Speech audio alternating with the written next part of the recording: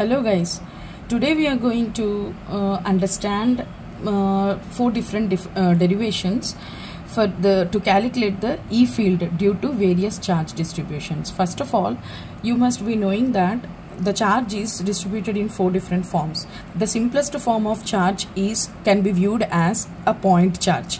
A point charge, all the charge will be concentrated on a single point, that we call it as the point charge. And in the Coulomb's law you have found out how E is to be calculated for n point charges. Okay, now the other three types of charge distributions are: the entire charge can be concentrated on a single line or a straight line called a line charge. Okay, it can be a straight line, it can be any form where the charge is distributed like this. Okay, the entire line is occupied by the charge. Okay, and the amount of the charge that got distributed on this line is given by rho L, and the units of rho L is nothing but the line charge density. It is density, hence its units are Coulomb per meter. Since it is line, we have how much amount of the charge is distributed over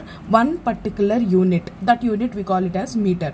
So rho L is expressed in terms of Coulomb per meter.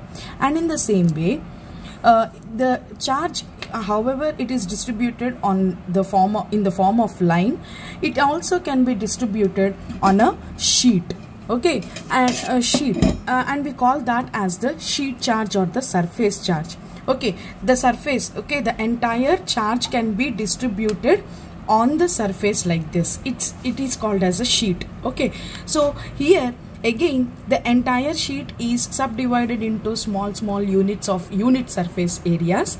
Okay, and you can integrate entire small units of areas to get the entire area, overall area.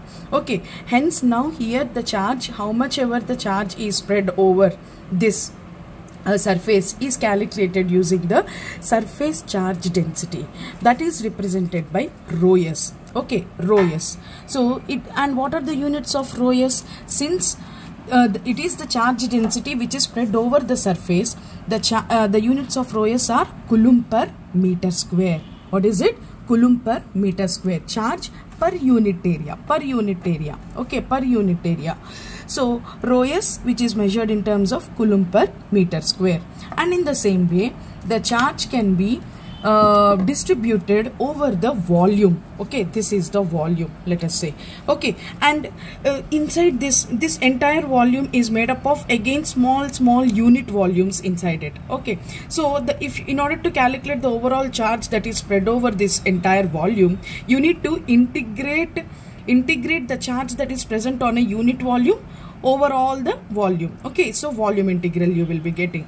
So what is the unit of the volume charge? Again, the volume charge we write it as rho V, same as we have written as rho L, rho S, and volume charge will be written as rho V. And what are the units? It is nothing but Coulomb per meter cube. So what the charge that is distributed over a small volume, that volume we measure it in terms of meters cube, right? Hence the units are Coulomb per meter cube.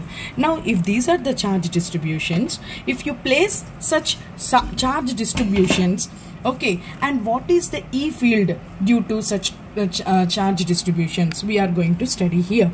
What are all the four derivations that are asked, that are important in the exam?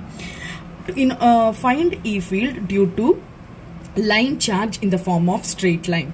The first one, E field due to straight line charge. Okay, and E field due to line charge which is in the form of circle. See, the same line can be viewed as a circle, right? If the line is not straight, if it is straight, the E field, what is E field due to? This line at any point of interest. That point can be this at here, at here, at here, at here, like that. So what is the E field due to this line? And what is the E field if you are placing the line charge in the form of a circle? Okay, if you are placing the circle in this plane, then what is the charge due to this line charge in the form of circle at this point or below this point, like that. Okay, so we need to find out that point charge, which is in the third derivation. And now again, what is the E field due to surface charge? Surface charge means, as I said, this is the surface. If such infinite, this is a finite sheet, but you can imagine the infinite sheet which prolongs this to plus infinity, minus infinity, plus infinity, minus infinity, right? So this is an infinite sheet, you can assume. And if such a sheet is present in this plane, so what is the electric field due to this source, due to this charge at any point of interest? That point can be above this sheet, that point can be below this sheet, above or below. Okay, so that is we are going to study in the second derivation.